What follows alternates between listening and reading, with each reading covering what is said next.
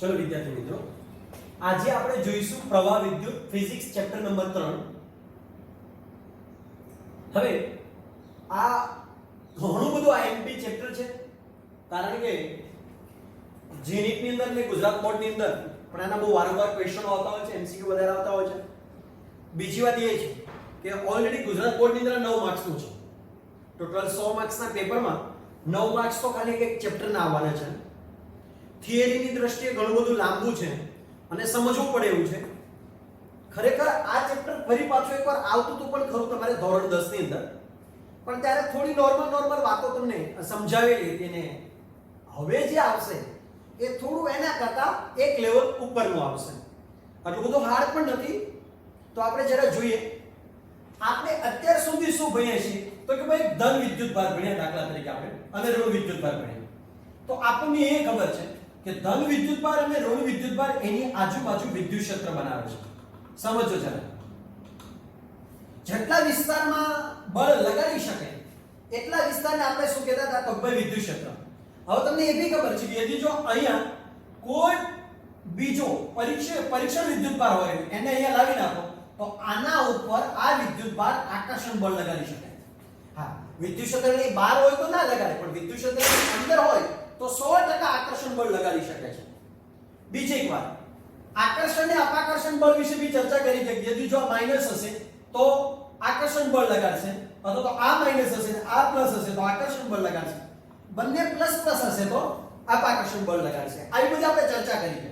પરંતુ આ બધું જ સ્થિત તંત્ર હતું, મતલબ કે વિદ્યુત ભાર કેવો હતો, સ્થિર ત્યાં પડેલો હતો, મતલબ કે સ્ટેટિક્સ હતો, મતલબ કે ગતિ નહોતો કરતો. હવે જે આપણે ભણવાનું છે ને એનું નામ છે પ્રવાહ. પ્રવાહ ને હિન્દીમાં ધારા કહેવાય. ધારા મતલબ કે ગતિ કરતું હોય. વિદ્યુત એટલે કે વિદ્યુત ભારો ગતિ કરે છે એ ચેપ્ટર આપણે ભણવાનું છે. એટલે આ આવશે ડાયનેમિકમાં આવશે, મતલબ કે ગતિમાં આવશે, મતલબ ગતિશાસ્ત્રમાં આવશે. એટલા માટે આપણે હવે આ વિદ્યુત ભારને ગતિ કરાવવી છે. સમજો જરા, જોજો. હવે વિદ્યુત ભારને હું ગતિ કરાવીશ તો હમણાં મારે આ વિદ્યુત ક્ષેત્રની મારે ચર્ચા કરવાની જરૂર નથી, કારણ કે વિદ્યુત ક્ષેત્ર ક્યાં ગયું, શું થયું એ ઓલરેડી આના પછીના ચેપ્ટરમાં આવવાનું છે. એટલે એની મારે ચર્ચા નથી કરવી, પણ મારે આ વિદ્યુત ભાર જે છે એને મારે દૂર સુધી લઈ જવો છે. તો મારે શું કરવું પડે, તો અહીંયા વિદ્યુત સ્થિતિમાન દાખલા તરીકે વધારે હોય અને બીજો એક ભાગ હશે જ્યાં વિદ્યુત સ્થિતિમાન કેવું છે, ઓછું, તો ઘટના શું બનશે, તો કે ભાઈ આપેલો વિદ્યુત ભાર વધારે વિદ્યુત સ્થિતિમાનથી ઓછા વિદ્યુત સ્થિતિમાન તરફ જાય. આપણે હમણાં પેલો વાન ડ ગ્રાફ જનરેટર જ્યારે આપણે ભણ્યું ત્યારે આપણે ચર્ચા કરી હતી કે કોઈ પણ વિદ્યુત ભાર વધારે સ્થિતિમાનથી ઓછા સ્થિતિમાન તરફ જશે, મતલબ કે વિદ્યુત ભાર આવી રીતે આમ ગતિ કરશે. પણ હવે તમને ખબર છે કે હવામાં ગતિ કરી શકે એમ છે નહીં. ગતિ કરવા માટે વિદ્યુત ભારને એક માધ્યમની જરૂર પડશે. તો માધ્યમ તરીકે અહીંયા તમે શું મૂકી શકો, દાખલા તરીકે તમે એક સુવાહક તાર મૂકી દીધો છે, તો વિદ્યુત ભાર શું કરશે, તો કે ભાઈ જો પોટેન્શિયલ ડિફરન્ટ ઊભો થશે વિદ્યુત સ્થિતિમાનનો તફાવત, તો વિદ્યુત ભાર ગતિ કરવાનું ચાલુ કરશે. અને यदि જો કોઈ વિદ્યુત ભાર વાહક તારની અંદર ગતિ કરશે તો એને આપણે નામ આપીશું પ્રવાહ વિદ્યુત. હું એવું પણ કહી શકું, જો પ્રવાહ એટલે ધારા, વિદ્યુત ભારોનું વહન, जिसको बोलते हैं प्रवाह विद्युत. હું એવું પણ કહી શકું, દાખલા તરીકે આકાશની અંદર જ્યારે વીજળી થતી હોય છે તો એ વીજળી છે એ પૃથ્વી ઉપર પડે છે, આપ સૌને ખબર હશે. તો આ વીજળી જે ઉપરથી નીચે પડે છે એ પણ ઉપરથી નીચે, આમાં પણ વિદ્યુત ભારો ગતિ કરે છે. પણ હા, વીજળી છે ને એ કાયમ માટે પ્રવાહ પેદા નથી કરી શકતો. તમે સમજો જરા, વીજળી શું થાય છે, એક ચમકારો થયો, મતલબ કે વિદ્યુત ભારો ભેગા થયા, ઉપરથી વિદ્યુત ભારો ફરી પાછા આકર્ષણ બળને કારણે પૃથ્વી ઉપર આવ્યા, તો એક સાથે જથ્થો આવે છે, સતત જથ્થો નથી આવતો. જ્યારે લાઇટની અંદર શું હોય છે, દાખલા તરીકે આ તાર લાગ્યો છે, આ દાખલા આપણે આપણો પ્લગ છે, આપણા ઘરનો અહીંયા પ્લગ હશે એક આવો, તો આ પ્લગ ની અંદર એક તાર અહીંયા ગોઠવો છે, એક તાર અહીંયા ગોઠવો છે, તો આની અંદર સતત વિદ્યુત પ્રવાહ જયા કરશે, સતત. મતલબ કે એક સરખો વિદ્યુત ભારો આવ્યા કરશે. વીજળીની અંદર એક સરખા સતત વિદ્યુત ભારો આવતા નથી, ખાલી ચમકારો થાય ત્યારે વિદ્યુત ભારો ઉપરથી નીચે આવે છે. આની પણ આપણે ચર્ચા કરી કે ઓલરેડી એની અંદર પણ વિદ્યુત ભારોની ગતિ હોય છે. બીજી વાત આપણે એક પણ જરા જોઈ લઈએ કે આ તો કોણ વિદ્યુત ભારોનું વહન કરાવી શકે, મતલબ કે વિદ્યુત ભારો એક જગ્યાએથી બીજી જગ્યાએ કોણ લઈ જઈ શકશે એની પણ જરા આપણે ચર્ચા કરીએ. પણ એ પહેલા કઈ રીતે વહન થાય છે ને એનો આપણે જરા જોઈએ. દાખલા તરીકે સમજો જરા, દાખલા તરીકે મેં એક સુવાહક લીધો છે. હવે તમે આ સુવાહકની જગ્યાએ બીજું કોઈ પણ વસ્તુ લઈ શકો. કોણ વિદ્યુત પ્રવાહનું વહન કરે છે એની પણ આપણે ચર્ચા પહેલા કરી લઈએ. પછી આપણે આ સુવાહકનું ઉદાહરણ સાથે સમજીએ. ચાલો, અહીંયા મેં એક અવળો સુવાહક લીધો છે. હવે વિદ્યુતભાર વાહકો કોણ કોણ છે? કોણ કોણ વિદ્યુતભારનું વહન કરી શકાય લખું છું. વિદ્યુતભાર વાહકો કે જે વિદ્યુતભારનું વહન કરાવી શકે. સમજો જરા. એમાં પહેલું લખું છું સુવાહક. મતલબ કે ધાતુ પદાર્થ. એની અંદર શેને કારણે સુવાહકો ગતિ કરે છે? એની અંદર શેને કારણે વિદ્યુત પ્રવાહ એક જગ્યાએથી બીજી જગ્યાએ જઈ શકે છે? તો એ પાછળનું કારણ હોય છે એની અંદર રહેલા મુક્ત ઇલેક્ટ્રોન. હમણાં આપણે ભણીશું એટલે ઓટોમેટિક ખબર પડી જશે. ચલો, એ આપણે અહીંયા ભણવાનું છે. બીજું તમે બીજું એક ભણ્યા હશો કેમિસ્ટ્રીની અંદર કે વિદ્યુત દ્રાવણો.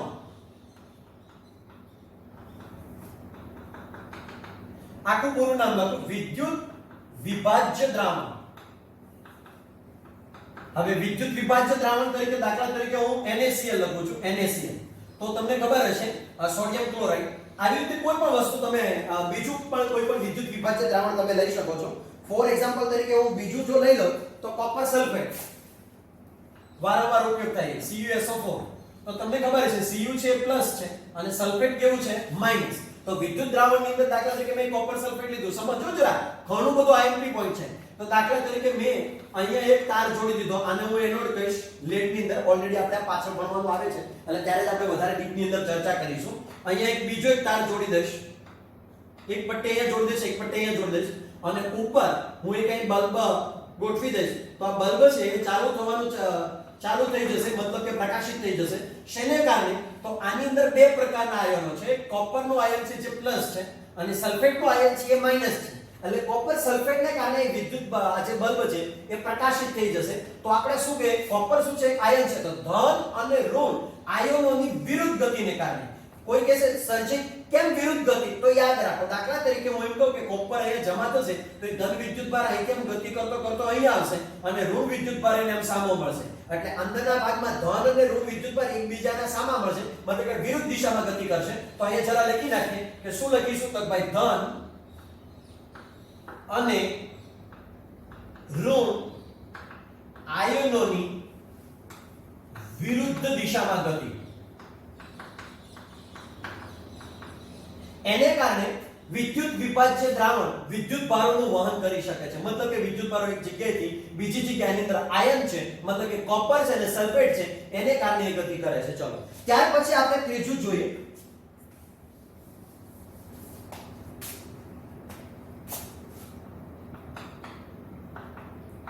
આયનીકૃત વાયુ અથવા તો આયનીકરણ પામેલ વાયુ, મતલબ કે ગેસ. આ પણ વિદ્યુતના સુવાહક હોય છે. શેને કારણે? તો ભાઈ એની અંદર પણ ધન આયનો હોય. દાખલા તરીકે પૃથ્વી છે ને, પૃથ્વી, આ પૃથ્વીની ઉપરનો જે ઉપલો ભાગ છે ને જેને કહેવાય આયનોસ્ફિયર. આ દાખલા તરીકે આપણી પૃથ્વી છે.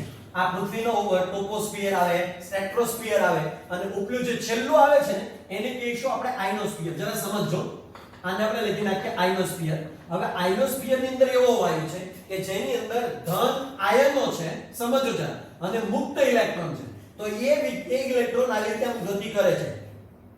એની અંદર પણ હવે ઇલેક્ટ્રોન એક બાજુ ગતિ કરશે ને એટલે વિદ્યુત પ્રવાહની રચના થશે. એટલે જેને આપણે આયનીકૃત વાયુ કહીશું. અને આ આયનોસ્ફિયરમાં પણ આવી ઘટના બને છે. પૃથ્વી ઉપર પણ એવા ઘણા બધા ગેસ છે જેની અંદર વિદ્યુત પ્રવાહનું વહન થાય છે. તો એની અંદર શેને કારણે થાય છે? તો ભાઈ ધન આયન અને મુક્ત ઇલેક્ટ્રોન. સમજો જરા. ત્યાર પછી આપણે બીજું લઈએ સેમિકન્ડક્ટર. હવે સેમિકન્ડક્ટર એટલે એને કહેવાય અર્ધવાહક. સમજો જરા, આપણે ત્રણ વસ્તુ ભણવાની આવશે.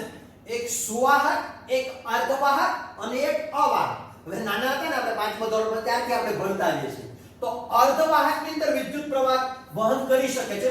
તો એના માટે કોણ કામ કરે છે? વિદ્યુતભાર વાહકોનું. શેને કારણે વહન થાય છે? તો બહુ એના માટે એક સિમ્પલ કોન્સેપ્ટ છે. એમાં હોય છે મુક્ત ઇલેક્ટ્રોન અને બીજું હોય છે હોલ્સ. વિદ્યાર્થી મિત્રો બહુ ચિંતા ના કરતા, ઓલરેડી આને આખું ચેપ્ટર ભણવાનું છે. ત્યારે આપણે બહુ ડીપમાં ભણીશું કે હોલ્સ શું છે, મુક્ત ઇલેક્ટ્રોન શું છે. આમ તો હોલ્સ એટલે ધન વિદ્યુત ભારની ખાલી પડેલી જગ્યા એવું આપણે બોલી શકીએ. ધન વિદ્યુત ભાર માટે ધન ધન વિદ્યુતભાર જેવું વર્તન કરતો હોય એવી એક જગ્યા, જ્યાં એક ઇલેક્ટ્રોન ન બેઠો હોય, ખાલી સીટ, ગુજરાતી ભાષામાં બોલું તો ખાલી સીટ, જ્યાં એક માણસને ઓલરેડી બેસાડવાનો છે પણ બેઠેલો નથી, એવી એક જગ્યા. આગળ આવશે ત્યારે આપણે વધારાની અંદર ડીપમાં જરાક જોઈશું ક્યારે હોલ્સ બને છે, કયા તાપમાને હોલ્સ બને છે, એની બહુ બધી આપણે ચર્ચા કરવાની છે, પણ આવશે ત્યારે વધારે ડીપમાં જોઈશું. તો હવે ધન વિદ્યુતભારની અંદર આપણે સુવાહક પહેલા લઈએ છે. તો સુવાહકમાં શું ઘટના બને છે ખાસ જરા સમજો કે જ્યારે દાખલા તરીકે એમ કહું કે ફેરસનો એક આખો લોખંડની એક આખી પાઇપ આપણે લીધી છે, બરાબર, અંદરથી પોલી નથી, અંદરથી આખી પેક છે.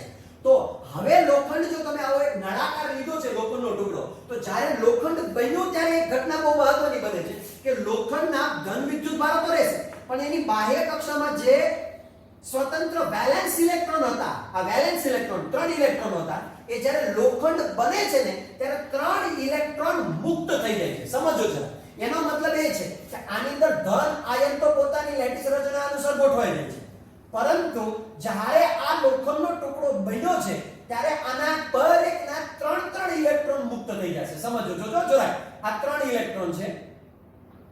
હાલ પૂરતામાં અસંખ્ય ઇલેક્ટ્રોન હશે, કારણ કે બહુ સિમ્પલ વાત છે આપણી પાસે કે 1 ગ્રામ વાયુ લો, 1 ગ્રામ પાણી લો, તો 1 ગ્રામ પાણીની અંદર 1022 અણુ હોય. જરા જોજો, કદાચ એમસીક્યુ માં પૂછે તો યાદ રહેવું જોઈએ.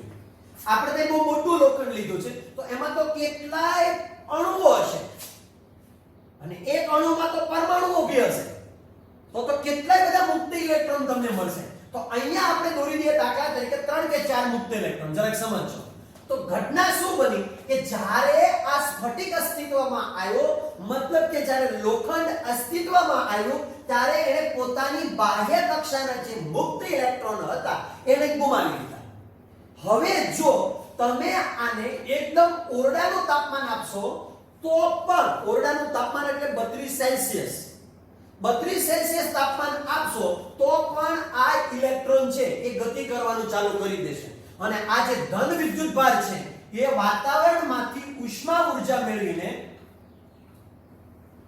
ઉષ્મીય દોલન ચાલુ કરશે. ઉષ્મીય દોલન એટલે પોતાની જગ્યા પર સ્થાન પર રહીને આવી રીતે આમ દોલન કરશે અને ઇલેક્ટ્રોન જે છે એ એક જગ્યાએથી બીજી જગ્યાએ જવાનું ચાલુ કરી દેશે. તો હવે તમને પ્રશ્ન વિદ્યાર્થી મિત્રો એવો થાય કે અચ્છા, તો હવે સમજ પડી કે બધા જ ઇલેક્ટ્રોનો આ બાજુ આવશે અથવા તો બધા ઇલેક્ટ્રોન આ બાજુ જશે. ના, એવું નથી. તમે જરા આને ધ્યાનથી જરાક વ્યવસ્થિત સમજવો પડે તેવો મુદ્દો છે.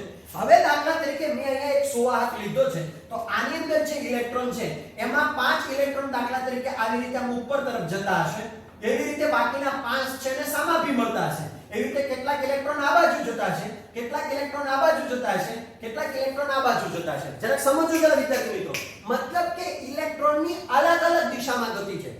હવે કોઈ કહેશે કે સરજી આને ઊર્જા ક્યાંથી મેળવી કે જેને કારણે ગતિ કરવા લાગ્યા? સમજો જરા, બધા જ ઇલેક્ટ્રોન નહીં, ખાલી બાહ્ય કક્ષામાં જે ઇલેક્ટ્રોન હતા એ પરમાણુમાંથી અણુ બન્યો, મતલબ કે સ્ફટિક બન્યો, ત્યારે બાહ્ય કક્ષાના ઇલેક્ટ્રોને પોતાનામાંથી ઊર્જા લઈને, વાતાવરણમાંથી ઊર્જા લઈને એ મુક્ત સ્વરૂપમાં ફરવા લાગ્યા, એટલે કે એ મુક્ત બની ગયા. સમજો, અને આખા સ્ફટિકની અંદર મુક્ત સ્વરૂપે ગતિ કરવા લાગ્યા, પરંતુ એનું ગતિ અસ્તવ્યસ્ત દિશાની અંદર હશે. ફરી પાછું એવું પણ હશે કે દાખલા તરીકે ચલો આ હું એવું નક્કી કરું કે એક સ્ફટિક છે તો ઇલેક્ટ્રોન આમ ગયો, તો અહીંયા ગયો તો અહીંયા અથડાયો, ફરી પાછો આમ ગયો, ફરી પાછો આમ ગયો, ફરી પાછો આમ ગયો, આમ ગયો, આમ ગયો, એમ અલગ અલગ અસ્તવ્યસ્ત દિશાની અંદર ગતિ કરતા છે. કેટલાક આ બાજુ આવતા છે, કેટલાક આ બાજુ જતા, ઉપર નીચે ક્રોસમાં અલગ અલગ દિશાની અંદર ગતિ છે. જો હું અહીંયા નક્કી કરું કે વિદ્યાર્થી મિત્રો અહીંયાથી વિદ્યુતભાર કેટલો ગયો, તો તમે એ નક્કી કરો કે જેટલો આ બાજુ ગયો ઋણ વિદ્યુતભાર આટલો જ ઋણ વિદ્યુતભાર આ બાજુ ગયો. બંનેની પરસ્પર વિરુદ્ધ દિશા છે, તો આપણે એવું કહી શકીએ કે આમાંથી વિદ્યુતભાર કેટલો ગયો હતો? વિદ્યુતભારમાં કેવો લખી નાખીએ વિદ્યાર્થી મિત્રો? જવાબ 0.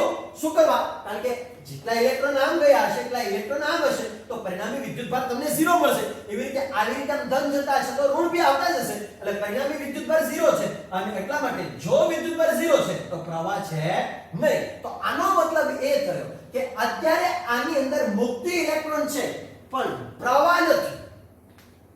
સમજો જરા, મુક્ત ઇલેક્ટ્રોન છે પણ પ્રવાહ નથી. એવી જ રીતે સવારની અંદર આયોનોસ્ફિયર બને છે તો એની અંદર કેટલાક ઇલેક્ટ્રોન આવી રીતે જતા હોય તો કેટલાક ઇલેક્ટ્રોન આવી રીતે જતા હોય તો આપણે એના માટે કહી શકીએ કે ભાઈ મુક્ત ઇલેક્ટ્રોન આવી રીતે ગતિ કરે છે. કોઈ ઇલેક્ટ્રોન આમ જાય, કોઈ આમ જાય, કોઈ ઉપર, કોઈ નીચે, કોઈ ક્રોસમાં.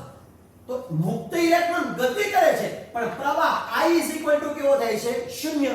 કારણ કે પ્રવાહ વહેતો નથી. તો પ્રવાહ સર્જી કોને કહી શકાય? જરા ધ્યાનથી જરા સમજો. આને પ્રવાહ ના કહેવાય. પ્રવાહ કોને કહી શકાય? તો કે ભાઈ ઇલેક્ટ્રોન, બધા જ ઇલેક્ટ્રોન એક દિશામાં ગતિ કરતા હોય. દાખલા તરીકે બધા ઇલેક્ટ્રોન ક્યાં તો આ બાજુ જતા હોય, નહીતર આ બાજુ જતા હોય. મતલબ કે ક્યાં તો જમણી બાજુ જતા હશે, નહીતર ડાબી બાજુ જો બધા ઇલેક્ટ્રોન જતા હોય તો વિદ્યુત પ્રવાહનું નિર્માણ થયું એમ કહેવાય. હવે તમે વિદ્યાર્થી મિત્રો વિચાર કે વિદ્યુત પ્રવાહનું નિર્માણ કરવું હોય તો શું કરવું પડશે? તો આપણે એક કામ કરીએ. શું કરીએ ખબર? આ બાજુની જે પ્લેટ છે ને એને આપણે ધન વિદ્યુત ભારિત બનાવીએ. જોજો, સમજો જરા. મતલબ કે હું એક r ની ત્રિજ્યા લઉં છું, એટલે તેટલી ત્રિજ્યા લઉં છું અને એક તકતી આના ઉપર ચોંટાડું છું. સમજો જરા. એક મેં તકતી લીધી હતી, એક આની તકતી લીધી, એ ધન વિદ્યુત ભારિત છે. ગોળ તકતી એવી તકતી લીધી, એ ધન વિદ્યુત ભારિત એવી તકતી હતી, એ મેં અહીંયા લગાવી છે. જરા સમજો ધ્યાનથી. અને આની બીજી તકતી લીધી, એને ઋણ વિદ્યુત ભારિત કરી અને એ તકતી હું અહીંયા લગાવું છું. બહુ નોર્મલ હોય છે વિદ્યાર્થી મિત્રો. ફિઝિક્સ બહુ નોર્મલ છે, ખરેખર બહુ નોર્મલ છે. ખાલી એક અંદર જે ગેપ આવતી હોય ને એ જોયા કરવાની ને વિચાર્યા કરવાની. તો હવે શું થયું ખબર? આ બાજુના નળાકારના આ બાજુના ભાગની અંદર, એટલે કે આ બાજુના ભાગની અંદર આપણે ધન પ્લેટ લગાવી, આ બાજુના ભાગની અંદર આપણે r ત્રિજ્યાની ઋણ પ્લેટ લગાવી. સમજો જરા. આટલી તેટલી ત્રિજ્યા, એની પણ કેટલી હશે? r. સરસ. ચલો, તો ઘટના શું બનશે ખબર વિદ્યાર્થી મિત્રો? અહીંયા દાખલા તરીકે અત્યારે હું ઇલેક્ટ્રોન દોરતો નથી. સમજો જરા. અહીંયા દાખલા તરીકે હું કોઈ ઇલેક્ટ્રોનો હશે, આવા ઇલેક્ટ્રોન દોરું છું. તો ઘટના શું બનશે ખબર? ઇલેક્ટ્રોન ભલે મુક્ત હોય પણ ઇલેક્ટ્રોન નેગેટિવ તો 100% રહેશે વિદ્યુતભારની અંદર. એવું નથી હોતું કે મુક્ત ઇલેક્ટ્રોન છે એ વિદ્યુતભાર રહિત હોય. એવું નથી હોતું. નેગેટિવ તો 100% રહેવાનો છે. તો આ ઇલેક્ટ્રોન છે એ ગતિ કરતો કરતો આ માઈનસ હશે, ઇલેક્ટ્રોન બી માઈનસ હશે અને આ પ્લસ પ્લેટ છે એટલે એ બાજુ આકર્ષણ બળ લાગશે એટલે આ બાજુ તરફ આવશે. એવી રીતે આ ઇલેક્ટ્રોન પણ આ બાજુ તરફ ગતિ કરશે, આ ઇલેક્ટ્રોન પણ આ બાજુ તરફ ગતિ કરશે. મતલબ કે પ્લસ પ્લેટ તરફ ગતિ કરશે. આ પણ ધન વિદ્યુત ભારિત પ્લેટ તરફ ગતિ કરશે. તો એનો મતલબ એ થયો કે હવે વિદ્યુત ભારો બધા જ એક જ દિશાની અંદર ગતિ કરે છે. સમજો જરા. બધા જ વિદ્યુત ભારો એક જ દિશામાં ગતિ કરે. यदि જો બધા વિદ્યુત ભારો એક જ દિશામાં ગતિ કરતા હોય તો પ્રવાહનું નિર્માણ થયું. પણ સમજો જરા, નિર્માણ કોણે કર્યું? તો સુવાહકની અંદર પ્રવાહનું નિર્માણ કોણ કરી શક્યા કહેવાય? મુક્ત ઇલેક્ટ્રોન. એવી રીતે વિદ્યુત વિભાજ્ય દ્રાવણ હશે તો એની અંદર કોણ કરશે? ધન અને ઋણ આયનોની વિરુદ્ધ દિશાની ગતિ. ત્યાર પછી આયનીકૃત પામેલ વાયુ હોય તો કોણ હશે? ધન અને મુક્ત ઇલેક્ટ્રોન, આયનો અને મુક્ત ઇલેક્ટ્રોન. સેમિકન્ડક્ટર હશે તો કોણ હશે? એક મુક્ત ઇલેક્ટ્રોન અને બીજા હોલ્સ. તો ચલો ત્યાર પછી આપણે આગળ વધીએ. પરંતુ તમને એ ખબર છે આ જે તમને પ્રવાહ મળ્યો છે ને, આ પ્રવાહ એક ક્ષણિક પ્રવાહ છે. એનો મતલબ એ થયો કે જ્યારે બધા જ મુક્ત ઇલેક્ટ્રોનો આ બાજુ જતા રહેશે ત્યારે પ્રવાહ પછી રહેશે નહીં. મતલબ કે ક્ષણિક પ્રક્રિયા છે.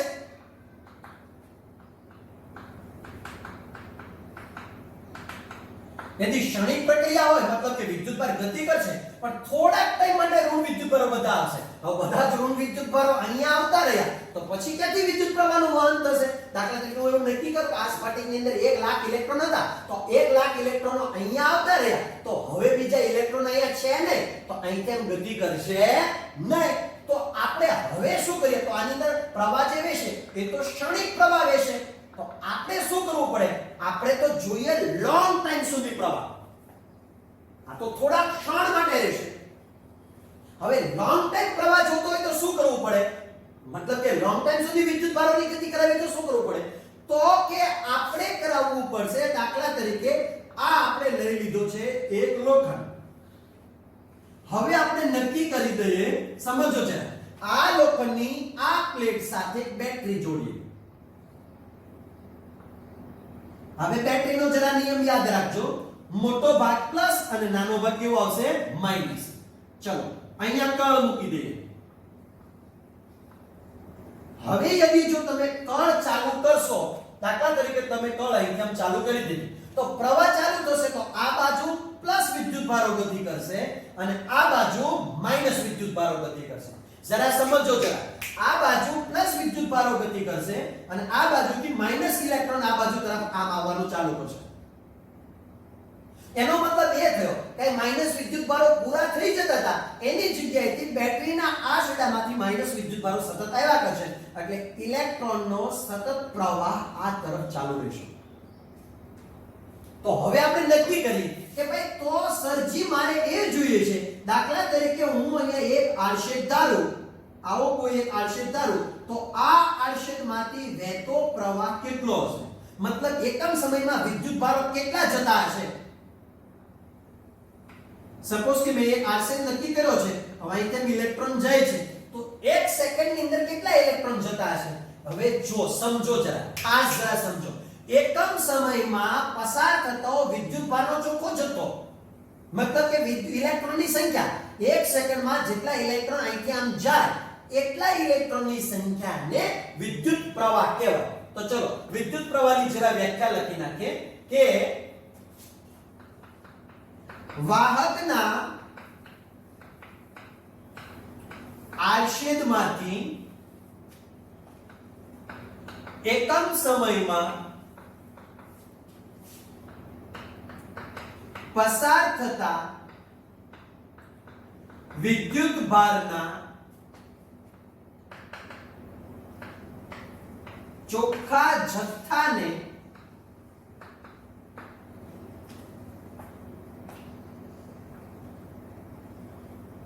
વિદ્યુત પ્રવાહ કહે છે.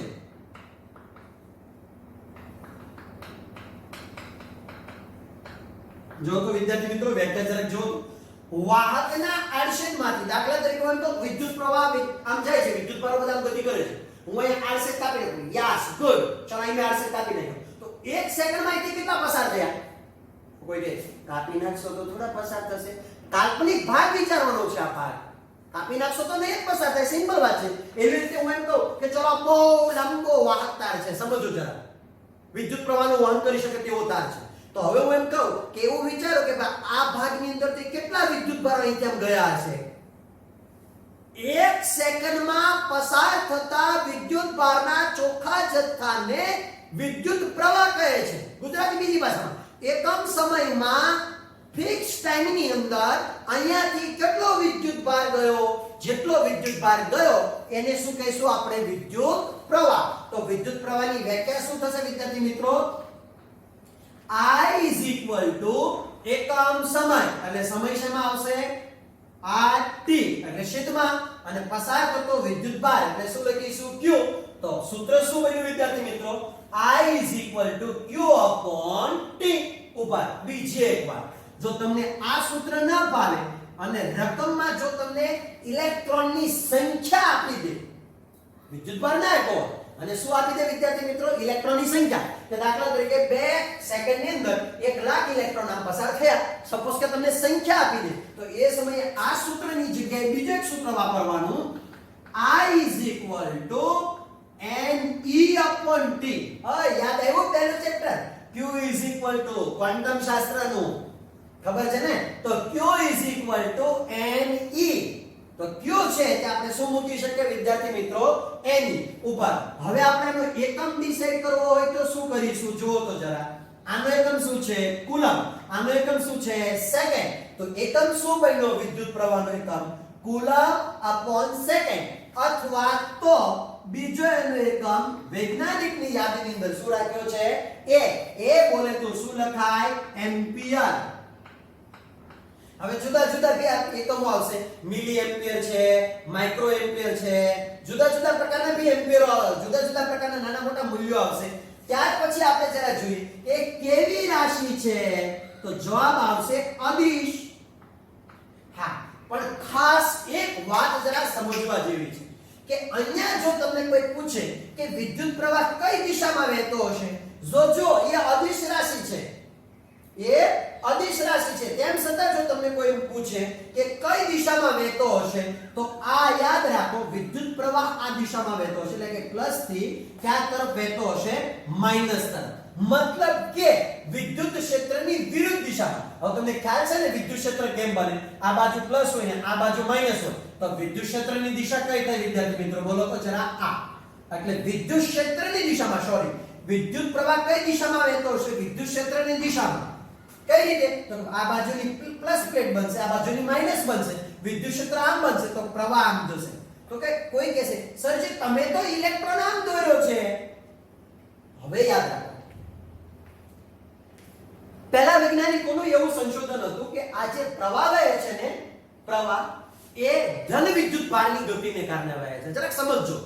પહેલાના બહુ જૂના સમયમાં તો એ લોકોના મનમાં એવું છે કે આ ધન વિદ્યુત ભારને કારણે વહે છે. પણ બહુ બધા સંશોધન થયા પછી ખબર પડી કે ધન વિદ્યુત ભાર તો પોતાનું સ્થાન ક્લિયર કરીને બેસી ગયા છે. માત્ર ઉષ્મીય દોલનથી ખાલી દોલન કરે છે, ઉષ્મીય ઊર્જાથી પોતાના સ્થાનમાં. એ ગતિ નથી કરતા. તો પછી એ ખબર પડી કે તો હવે ગતિ કોણ કરે છે? તો ખ્યાલ આવ્યો આ તો ઇલેક્ટ્રોનની ગતિને કારણે વિદ્યુત પ્રવાહની રચના થાય છે. તો હવે પ્રોબ્લેમ એ આવી ગયો.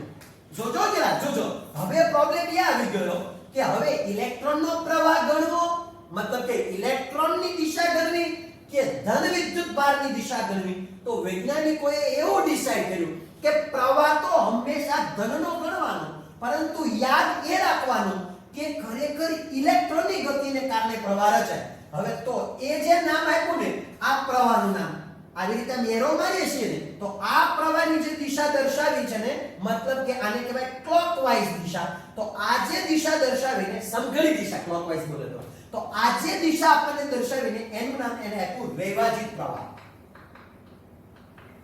સમજો જરા વિદ્યાર્થી મિત્રો. હવે રૈવાજીત પ્રવાહ કેવો હોય છે? તો કે ભાઈ વિદ્યુત ક્ષેત્રની દિશામાં. કદાચ તમને એમસીક્યુ પૂછે તો જરા યાદ રાખજો. મતલબ કે કેવો? તો કે ભાઈ આમ રાખશો તો અત્યારે સમઘડી, પરંતુ અહીંયા બેટરી બદલાઈ નાખશો તો પાછો વિસંઘડી થઈ જશે. ચલો, કોનો પ્રવાહ દર્શાવે છે? એ ધન વિદ્યુત ભારનો, જે કેવો છે? વિદ્યુત ક્ષેત્રની દિશામાં છે. પરંતુ આપણે તો પ્રવાહ શેને કારણે રચાય છે? ઇલેક્ટ્રોનને કારણે. એટલે શું કહીશું આપણે? વાસ્તવિક પ્રવાહ. મતલબ કે ઇલેક્ટ્રોનની ગતિને કારણે. તો ઇલેક્ટ્રોનની ગતિ કેવી છે? વિદ્યુત ક્ષેત્ર આ દિશામાં છે ને વિદ્યાર્થી મિત્રો, એ ઇલેક્ટ્રોન આમ સામા મળતા છે. એ જ થવું જોઈએ, કારણ કે વિદ્યુત ક્ષેત્રનો નિયમ તમને ખબર હશે. આ વિદ્યુત ક્ષેત્ર આ દિશામાં દોરું છું તો આ બાજુ પ્લસ ને આ બાજુ માઈનસ. તો હવે ઇલેક્ટ્રોન મૂકશો તો કે આ બાજુ થોડા જશે, એ બાજુ તો માઈનસ પ્લેટ હશે. તો ઇલેક્ટ્રોન કઈ બાજુ જશે? આ બાજુ. એટલે ઇલેક્ટ્રોનની ગતિ હંમેશા વિદ્યુત ક્ષેત્રની વિરુદ્ધ દિશામાં જ હોય. તો આપણે શું કહી નાખીએ? વાસ્તવિક પ્રવાહ કઈ છે? તો ભાઈ વિદ્યુત ક્ષેત્રની વિરુદ્ધ દિશામાં. ચલો, તો આ આપણે બે પ્રવાહ ભણ્યા. એટલે એ દ્રષ્ટિએ એની દિશા લેવામાં આવે, પરંતુ યાદ રાખો કે એ સદિશ મતલબ કે વેક્ટરીય રાશિ નથી. આપણે આવું ના લખી શકીએ આઈ વેક્ટર. એને એ દિશાની જરૂર નથી, ખાલી દર્શાવવા માટેની દિશાની જરૂર છે. મતલબ કે પ્રવાહ આમ જશે કે આમ જશે, બસ આટલી જ જરૂર પડે છે. પછી એમાં ક્રોસમાં પ્રવાહ નથી જતા હોતા. સમજો જરા. બીજી એક વાત જરા ધ્યાન આપો. જેટલા ઇલેક્ટ્રોનો અહીંથી આમ લાખ ઇલેક્ટ્રોન ગયા અહીંથી આ બાજુ, તો અહીંયા બહાર નીકળશે ને ત્યારે લાખ ઇલેક્ટ્રોન બહાર નીકળશે. એવી ઘટના નથી બનતી કે અહીંયાથી 1 લાખ ગયા તો અહીંયાથી 1.5 લાખ બહાર આવ્યા. મતલબ કે 50,000 ઇલેક્ટ્રોનનો જન્મ થયો, એવું શક્ય નથી. જરાક સમજો વિદ્યાર્થી મિત્રો. એવું પણ નથી બનતું કે આ બાજુએ 1 લાખ ગયા છે તો આ બાજુથી ખાલી 80,000 ઇલેક્ટ્રોન જ બહાર આવ્યા. આનો મતલબ કે એવો નથી હોતો કે દાખલા તરીકે તમે અહીંયા કોઈ પાઇપલાઇન ની અંદર એક પાણી જવા દો છો, તો ગરણીની અંદર આવી રીતે તમે એક પાણી જવા દો છો, ઉપરથી 2 લીટર પાણી નાખ્યું તો અહીંયાથી 5 લીટર પાણી નીકળ્યું. એવું ના બને. અને ઉપરથી દાખલા તરીકે તમે 5 લીટર નાખ્યું તો બિચારું ખબર નહીં ક્યાં ગરણી ખાઈ ગઈ હોય તો 1 લીટર નીકળ્યું. આવું બી બનતું નથી. મતલબ કે પાણીનું સંરક્ષણ થયું છે. જેટલું પાણી ઉપરથી નાખ્યું એટલું પાણી નીચે નીકળ્યું છે. તો એવી રીતે અહીંયા પણ જેટલો વિદ્યુત ભાર અંદર ગયો છે આટલો વિદ્યુત ભાર અહીંથી બહાર નીકળ્યો છે. તો આનો મતલબ શું સમજવાનું? તો અહીંયા ખાસ જરા સમજો આ ઘટનાની અંદર શું છે? તો ભાઈ વિદ્યુત ભારનું સંરક્ષણ થાય છે.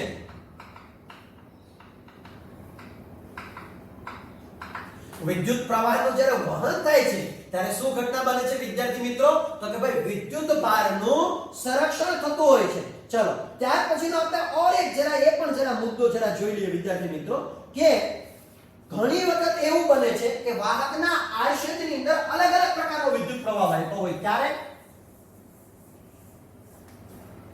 આનું પારિમાણિક સૂત્ર બનાવતા આવડવું જોઈએ વિદ્યાર્થી મિત્રો. એ લખી નાખ્યું દાખલા તરીકે પારિમાણિક સૂત્ર. તો પારિમાણિક સૂત્રની અંદર જરા જોઈએ m l t a. ચલો તો શું લખીશું આને m0 l0 t0 અને a 8 એમ્પિયર એટલે 1. અથવા તો q માં આપે તો આવી રીતે લખી શકાય m0 l0 q1 q/t છે ને તો અહીં લખીશું t - 1 q1. જો પારિમાણિક સૂત્ર q/t છે એટલા માટે.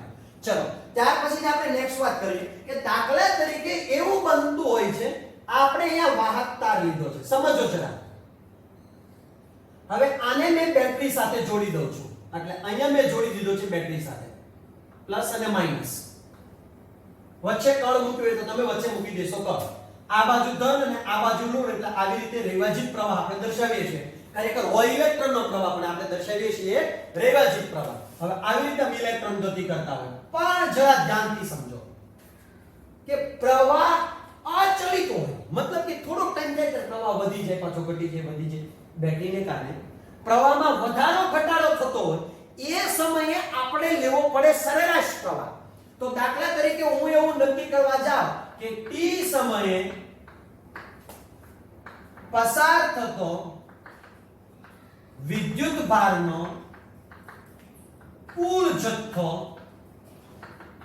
q હોય તો t + ડેલ્ટા t સમયે પસાર થતો વિદ્યુત ભારનો કુલ જથ્થો ડેલ્ટા q જેટલો હોય તો વાહકમાંથી વહેતો પ્રવાહ. જો વિદ્યાર્થી મિત્રો જેને આપણે શું કહીએ છીએ I. તો હવે પ્રવાહની લખી શકાય વહેતો સરેરાશ પ્રવાહ લખી શકાય. આનો મતલબ એ છે કે પ્રવાહ થોડો ટાઈમ વધે ઘટે જો એવું થતું હોય હા અહીંયા જેટલો એડ કર્યો છે એટલો જ અહીં નીકળવાનો છે. પણ થોડીવાર વધારે જથ્થો આવ્યો થોડીવાર ઓછો જથ્થો આવ્યો થોડીવાર વધારે જથ્થો આવ્યો થોડીવાર ઓછો જથ્થો આવ્યો તો દાખલા તરીકે તમારે એવું કેવું હોય 2 કલાકમાં કેટલો વિદ્યુત ભારનો જથ્થો પસાર થયો છે તો એ સમયે તમારે લેવો પડે સરેરાશ પ્રવાહ. સમજો જરા.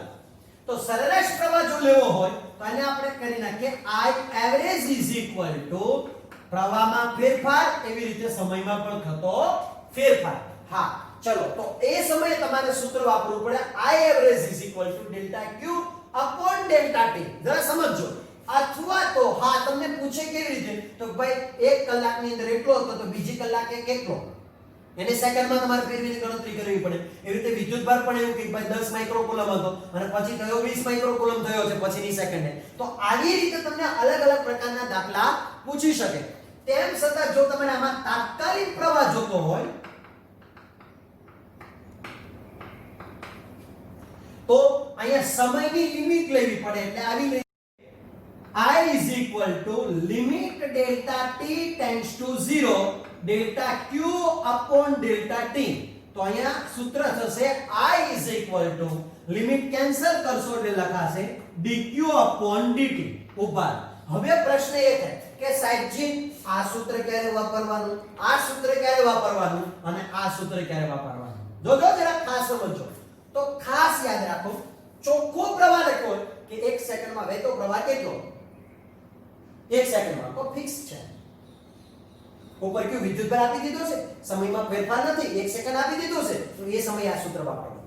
પણ તમને એમ પૂછે કે ભાઈ આટલાની સેકન્ડ મતલબ કે 2 સેકન્ડમાં એટલો વહે છે તો ત્યારથી ત્રીજી સેકન્ડે કે ચોથી સેકન્ડે કેટલો વિદ્યુત પ્રવાહ વહેતો હશે તો એ સમયે તમને વિદ્યુતભાર જુદા જુદા આપી દીધા હશે વિદ્યુત પ્રવાહ જો સમય જુદો જુદો આપી દીધો હશે તો એના ઉપરથી તમે સરેરાશ પ્રવાહ શોધી શકશો. અથવા તો તમને એવું પૂછી નાખે કે ત્રીજી સેકન્ડે ફેરફાર આપી દીધો દાખલા તરીકે આની અંદર થતો પ્રવાહનો ફેરફાર 2t² + 2t + 1 છે. ચલો આ પ્રવાહમાં થતો સમયમાં થતો ફેરફાર છે એવી રીતે વિદ્યુતભારમાં થતો ફેરફાર આપી દેશે ચલો સમય અનુસાર વિદ્યુત ભારોમાં થતો ફેરફાર આવો છે તો એ સમયે જ્યારે વિધેયાત્મક રકમ જ્યારે આપેલી હોય બરાબર તો એ સમયે આ કિંમત તમારે મૂકવી પડે અહીંયા અને પછી તમારે સાદુરૂપ આપવું પડે મતલબ કે આ વપરાય વિધેયાત્મક રકમ માટે આ વપરાય મોટા ફેરફાર માટે અને આ વપરાય સૂત્ર જ્યારે ફેરફાર ન થતો હોય ત્યારે તો આપણી પાસે વિદ્યાર્થી મિત્રો અહીંયા ત્રણ સૂત્ર બની ગયા ત્રણ સૂત્ર કમ્પ્લીટ મોઢે હોવા જોઈએ અને યાદ રાખવા ફરજિયાત છે કારણ કે વારંવાર આના દાખલાઓ પણ પૂછાતા હોય છે બીજી વાત એ પણ જરા ધ્યાન પર લઈએ કે આખા આડછેદમાં વહેતો પ્રવાહ કેવો મળે છે આપણને એક સરખો આના ઉપરથી પણ જુદા જુદા પ્રકારના દાખલાઓ અને જુદા જુદા પ્રકારની થિયરી ભવિષ્યમાં આવશે તો ખાસ એ પણ જરા ધ્યાન રાખજો વૈજ્ઞાનિકની અંદર શોધોની અંદર જરા જોજો અને મોઢે કરી લેજો 1 ગ્રામની અંદર કેટલા અણુ હોય એ પણ MCQ માં પૂછાઈ શકે છે તો એના માટે પણ જરા યાદ રાખજો અચ્છા વિદ્યાર્થી મિત્રો થેન્ક યુ વેરી મચ કલ मिलेंगे